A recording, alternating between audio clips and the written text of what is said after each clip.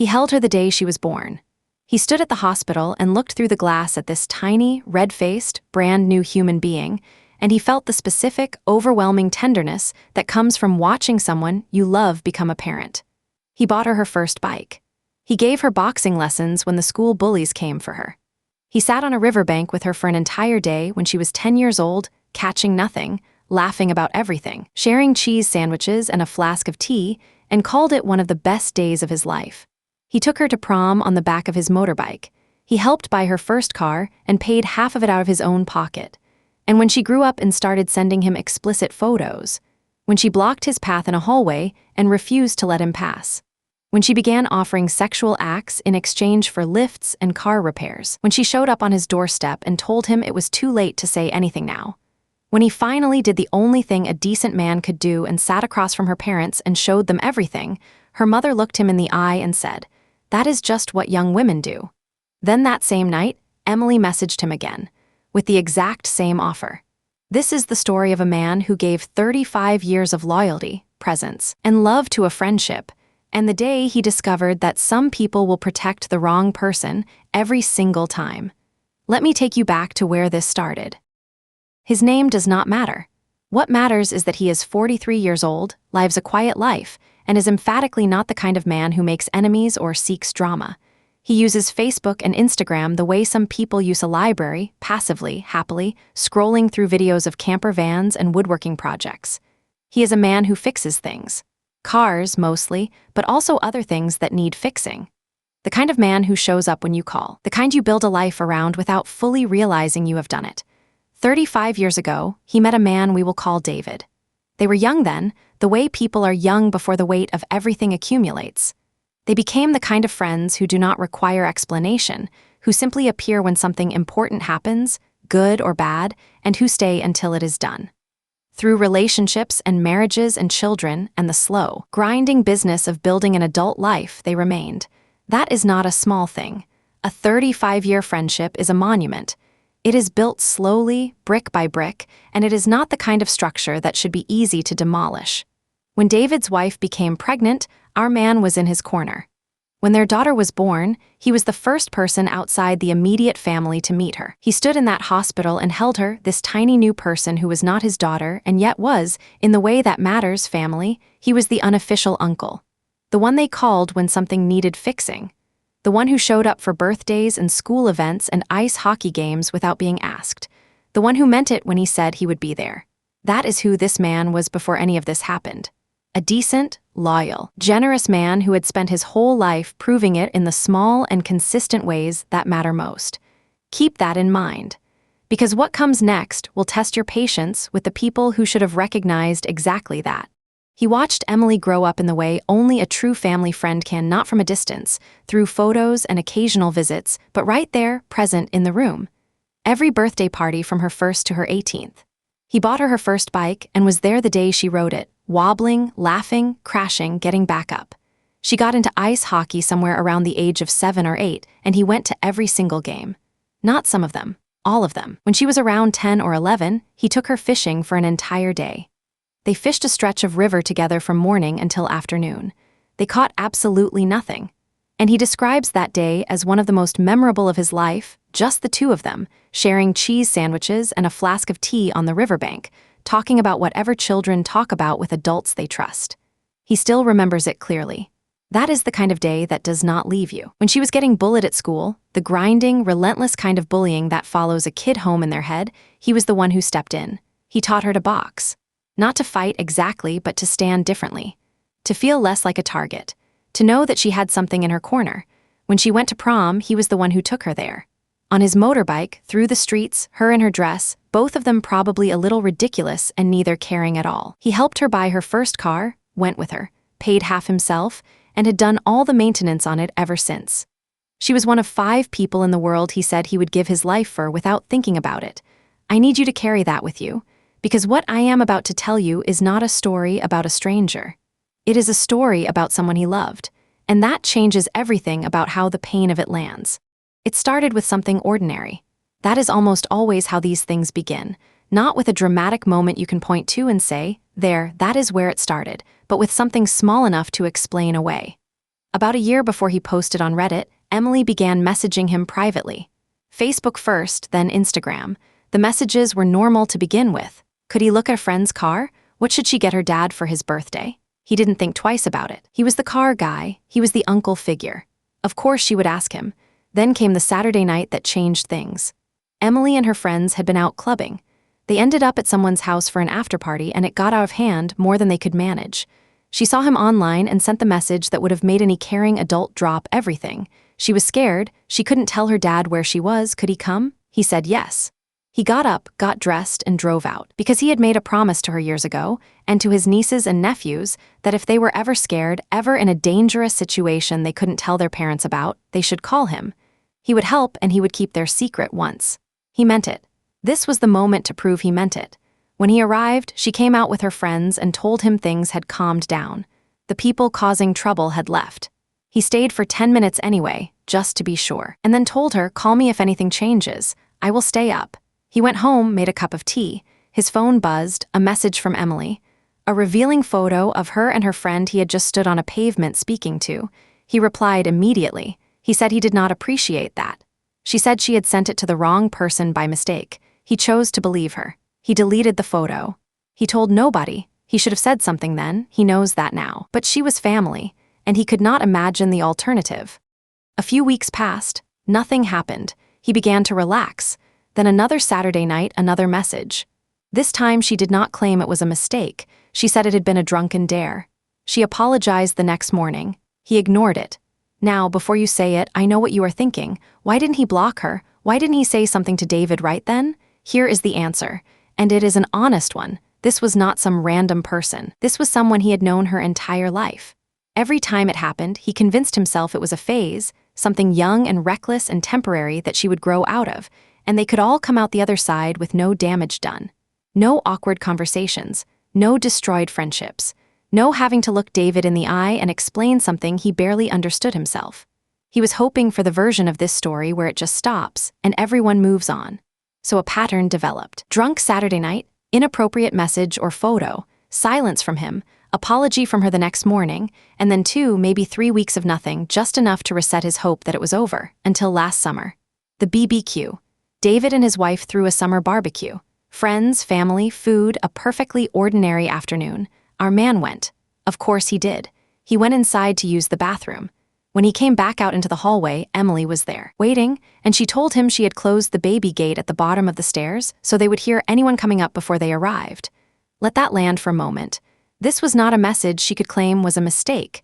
This was not a drunken dare in the middle of the night. This was deliberate, planned, executed at a family gathering in her own home in the middle of the afternoon. He said no. He moved to get past her. She put both hands on the wall, blocking his path, and told him with what he describes as amusement that she was not letting him go. Eventually, she moved. She found the whole thing funny. She laughed. He walked back downstairs and told nobody, but something had fundamentally shifted, and they both knew it. Here is the thing about a trap that is built slowly. You often do not realize you are inside one until the door has already closed behind you. After the BBQ, the messages changed in character entirely. They were no longer confined to drunk Saturday nights. They were all hours, any day, relentless, and they were no longer ambiguous. The offers were explicit. Fixed arrangements. Services exchanged for services. She had watched him long enough to understand exactly how he operated, and she had identified his one reliable vulnerability, the car. If he tried to create distance, she needed her car looked at. And if he said he was busy or tried to put it off, she would get her dad to ask. David would call, and our man could not say no to David. He had been the family mechanic for years, so Emily had found a lever, a pressure point built entirely out of his own loyalty and generosity toward her father. Every time he tried to back away, the car pulled him back in. She had engineered a situation where every exit looped back to her. Think about the particular cruelty of that arrangement. His 35-year friendship, the thing he valued most, had become the mechanism of his entrapment. The closer he was to David, the less he could escape Emily. His loyalty was being weaponized against him, and then she turned up at his house. No warning, no message ahead of time, just Emily on his doorstep. He told her directly, this has to stop. He was going to speak to her father, and she looked at him with the calm of someone who had thought about this moment before, and she said something that stopped him cold. You cannot tell him now, it has gone on too long. She was not wrong. A year of silence, a year of deleted photos and unanswered messages and excuses he had made to himself. From the outside, that silence could look like anything, and she knew it.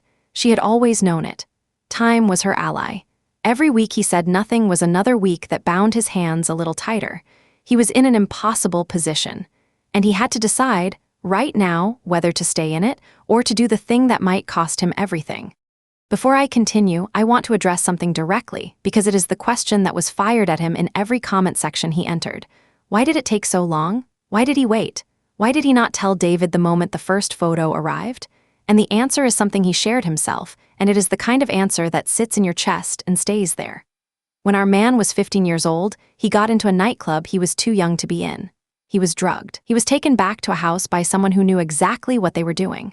When he came around, alone in a strange place, he did not call his parents. He was too scared of getting in trouble for having been in the club in the first place. Because he was too frightened to reach out, things got significantly worse. That experience never fully left him. It was the thing, decades later, that made him make a promise he kept for years. To Emily, to his nieces and nephews, to the young people in his life. If you are ever scared, he told them, if you are ever in danger and you cannot call your parents, call me. I will help. I will keep your secret. Once, the night she messaged him from a party that had gotten out of hand, he got up and drove across town without hesitating because that promise was real. It was not a thing he said. It was a thing he meant in his bones. So when the first photo arrived after that rescue, this girl he had known since birth, this person he loved, part of him genuinely could not process what it meant without destroying every assumption he had about who she was. He chose to wait. He chose to hope. He chose the version of the story where she was embarrassed and young, and it would pass. His compassion, his history, his capacity for loyalty, these were the precise instruments that kept him silent. You do not trap a decent person with fear. You trap them with their own goodness. And whoever Emily had become by this point, she had understood that intuitively. But the moment she appeared at his door and told him his silence was now a cage, something shifted. Some decision crystallized in him. He could stay in the trap, or he could make the call he had been dreading for a year. He picked up the phone and he called David, not a text, not a carefully constructed message he could walk back if things went badly. A call. He asked if he could come and see him and his wife.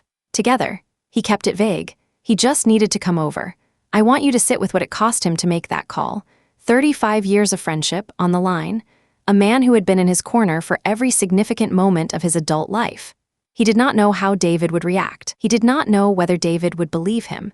He did not know whether the conversation he was about to have would end a friendship that had outlasted almost every other constant in his life. He only knew one thing: he could not carry this alone anymore. He drove to their house.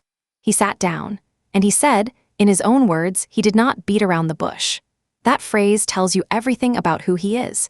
He is not a man for half measures once his mind is made up. After a year of hesitation, he was done hesitating. He told them everything. For nearly a year, Emily had been sending him inappropriate messages, explicit pictures, offers he never asked for and never wanted and had rejected every single time. He had deleted the photos. He acknowledges that was a mistake. He thought he was protecting her, but the messages remained. Dozens of them, with timestamps, with context, with references to the photos that left no room for interpretation. He put his phone on the table between them. He showed them all of it. David started reading, and then, after only a couple of messages, not even partway through, he put the phone down. He sat quietly. He did not speak. His wife picked it up. She read every single message, every exchange, every proposition, the whole thing from beginning to end. And when she was finally done, she set the phone back on the table, looked across at the man who had been her husband's best friend for 35 years, and she spoke. And what she said will not leave you quickly. It is just something young women do. That was the mother's opening.